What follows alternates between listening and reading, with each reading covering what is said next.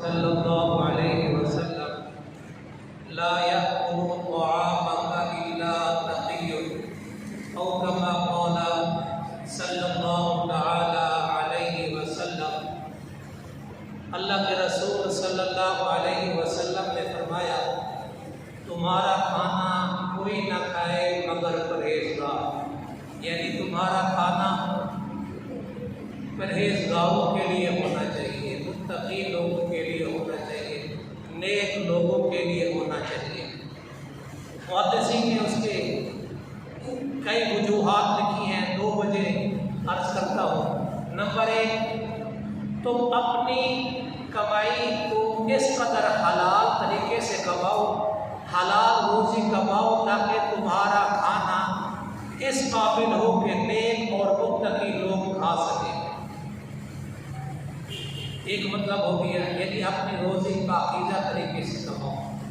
दूसरा मतलब ये है कि तुम्हारा खाना नेक लोग, मुत्तकी लोग, आलिम लोग खाएंगे तो जो कुछ वो खाएंगे और उनके जिस्म में जो कुव्वत ताकत पैदा होगी वो नमाज़ों का, उनके रोज़ों का, उनके नेक अमाल का सवाब तुम्हें मिलता रहेगा।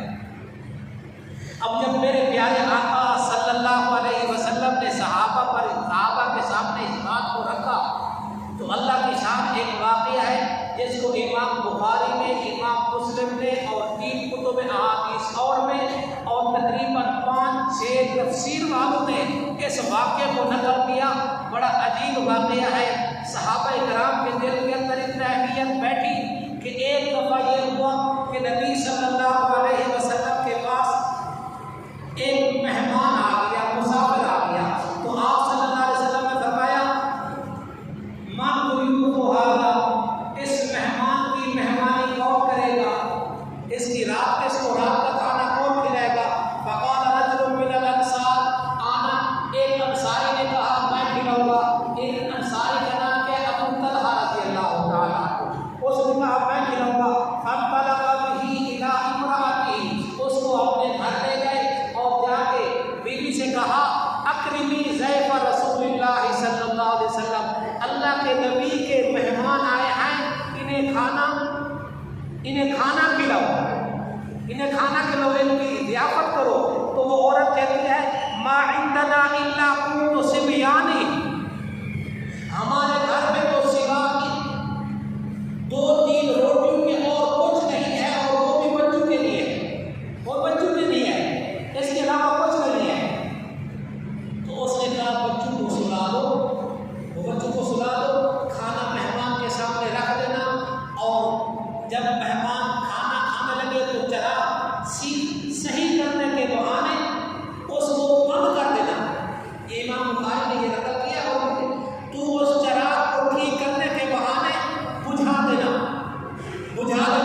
और चुनांचे उसने ऐसा किया कअन्नहा तुस्लिहु सिराजहा, चराग को ठीक करने के बहाने उसको बुझा दिया। फलम्मा अस्बहा गदा इला रसूलिल्लाह सल्लल्लाहु अलैहि वसल्लम, रात को खाना खिला लिया, ये साथ बैठा रहा, होठ हिलाता रहा, होठ हिलाते रहा, वो खा लिया, रात हो गई। सुबह जब नबी सल्लल्लाहु की मजलिस में आया तो अल्लाह ने कुरान मजीद नाज़िल कर दिया। लेकिन अंदाज क्या इख्तियार की नबी सल्लल्लाहु अलैहि वसल्लम ने फरमाया ज़हिकल्लाहु लैलका, अल्लाह तेरे रात के अमल से खुश हो गया है और खुश होकर कुरान मजीद नाज़िल कर दिया है। मेहमान नवाजी का तज़किरा हो रहा है, और क्या कुरान मजीद नाज़िल किया, युबसिरूना, खुदारा तवज्जो करें, अल्लाह ताला ये सिफ़ात अल्लाह ताला हम सबको नसीब फरमाए। आयत नाज़िल हुई वयुथिरूना अला अनफुसिहिम वलौ कान बिहिम खसासा, वो लोग अपने आप पर दूसरों को तरजीह देते हैं, अगर खुद ज़रूरतमंद भी है, खुद भी हाजतमंद है, खुद भी भूखे हैं, लेकिन दूसरों को तरजीह देते हैं, दूसरों को खाना खिलाते हैं। खसासा, आगे सुनिए, वमय्युका शुक्र नफ्सिही, फरमाया जिसने अपने नफ्स को, अपने आप को बुख़्ल से बचा लिया वो कामयाब हो गया। तो मेरे आका ने सलाम ने क्या फरमाया, ला यअकुलु तआमका इल्ला तक़िय्युन, तुम्हारा